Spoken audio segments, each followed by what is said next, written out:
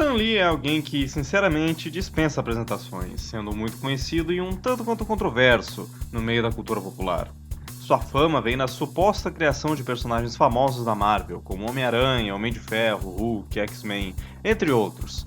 Apesar das controvérsias e contradições a respeito. Alô, Jack Kirby, que não vão ser tão relevantes ao tema deste vídeo. Porque não é só de sucesso que vive o ser humano. Eu que o diga. Vamos dar uma olhada nos piores fracassos da carreira do Stan Lee e o que deu de errado com eles. Se achar legal é aquele papo, né? Curte o vídeo, compartilha por aí, se não for inscrito, se inscreve no canal. Vamos começar por um projeto que na verdade eu só lembro porque uma amiga minha menciona de vez em quando. No final de 1990, foi anunciado na coluna Stan Soapbox, que eram espacinhos de bis onde o Stan Lee podia falar coisas aleatórias ou anunciar projetos novos, que ele estava envolvido em uma HQ sobre uma personagem chamada Nightcat, que ele chama de a única super-heroína baseada em um ser humano da vida real de carne e osso. O que ele quis dizer com isso? É uma história estranha e um pouco engraçada. Nightcat nada mais era do que uma espécie de projeto multimídia, com a personagem sendo baseada em uma pessoa real, a modelo e aspirante atriz Jaqueline Tavares, que também dá seu nome real a Nightcat. Ela seria uma musicista, levando ao lançamento de um disco real também. Fãs ferrenhos na Marvel e X-Men já devem perceber as semelhanças com a Crystal, chamada de Dazzler no original, que fazia parte de um bando parecido, mas nunca chegou a ter sua contraparte na vida real escalada, nem teve o planejado álbum. Jaqueline Tavares faria aparições públicas caracterizada como Nightcat em programas de TV, e o disco foi produzido por uma gravadora parceira da Marvel, a LMR Records, como um synth-pop até que gostosinho de ouvir, chamado simplesmente Nightcat, que também teve um single. A criação da personagem não é acreditada apenas a Stan Lee, com os editores Jim Salicrup e Barry Dutter sendo responsáveis pelo enredo da história, e Dennis Cowan e Jimmy Palmiotti a cargo da arte e design. E a HQ dela, como foi? Bem, digamos que não é à toa que poucos lembram dela hoje em dia. Jaqueline queria ser cantora quando era jovem, mas depois que a sua mãe musicista morreu de overdose alcoólica, seu pai policial a proibiu de seguir essa carreira, porque ele culpa a música por isso e não o álcool ou problemas psicológicos não tratados. Então, para burlar a proibição do pai, ela usa a identidade secreta de Nightcat para cantar.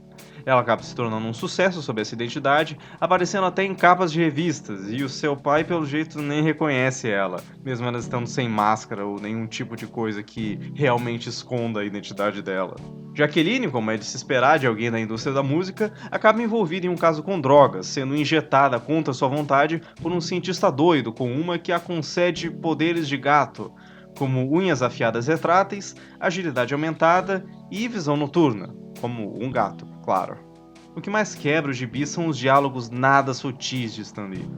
A primeira edição de Nightcat, lançada em abril de 1991, foi um fracasso total com os leitores e crítica, e uma segunda acabou nunca sendo lançada.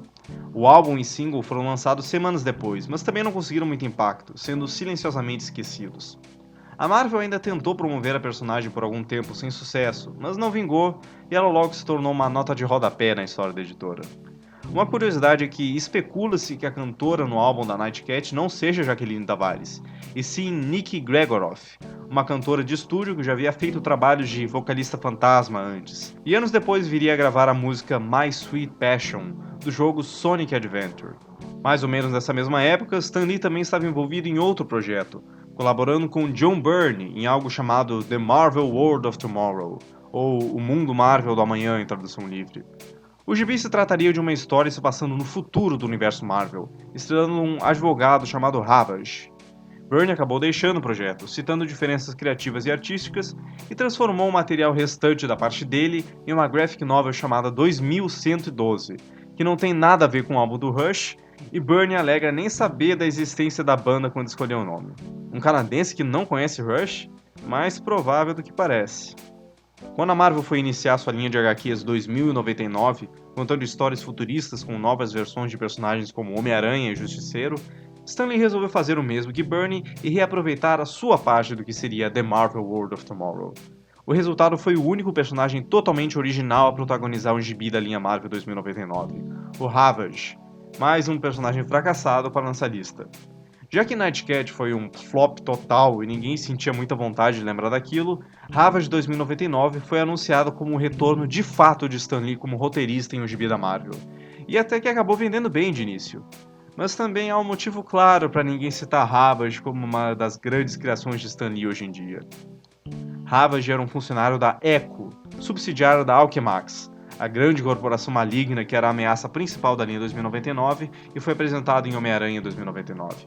Ele acaba sendo traído pela empresa, apesar da sua lealdade, e se torna um vigilante, até que é mandado para uma ilha tóxica de mutantes na sua guerra contra a Alchemax, onde conhece seu arqui-inimigo Deathstrike, porque eram os anos 90 e nomes assim estavam na moda nos quadrinhos.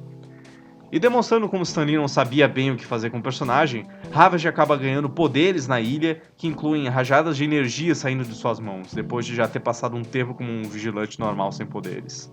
Algumas edições depois ele tem outra mudança, se transformando em um homem-fera com características animais.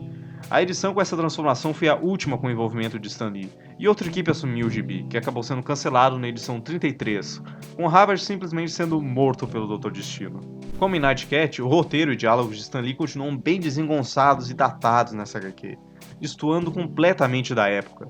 E junto com a trama genérica e a indecisão do que fazer com o personagem, isso tudo contribuiu com o fracasso de Ravage. O gibi era tão desinteressante que aqui no Brasil ele nem foi publicado em inteiro, com a primeira edição sendo posta em Homem-Aranha 2099, número 6, e a editora Abril acabou pulando direto para a edição 14, em Homem-Aranha 2099, número 13, já que era parte de um crossover.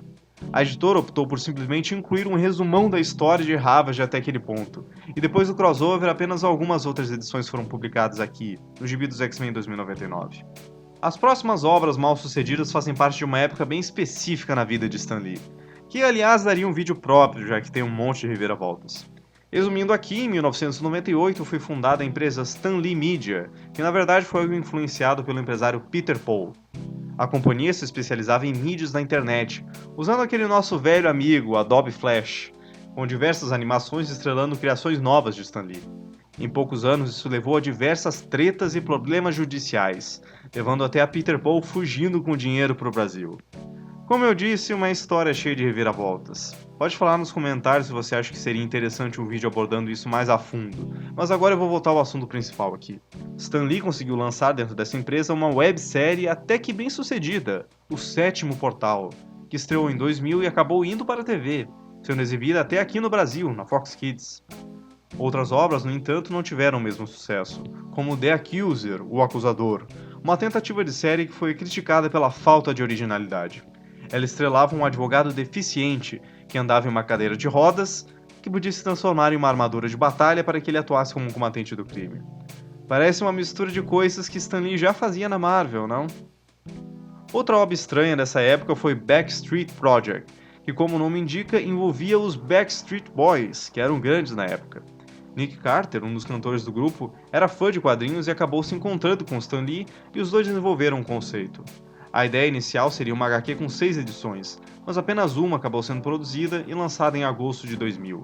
Na história, os Backstreet Boys presenciam a queda de uma espaçonave durante um show e, investigando ela, acabam recebendo cristais mágicos de um alienígena que dá poderes a cada membro da banda.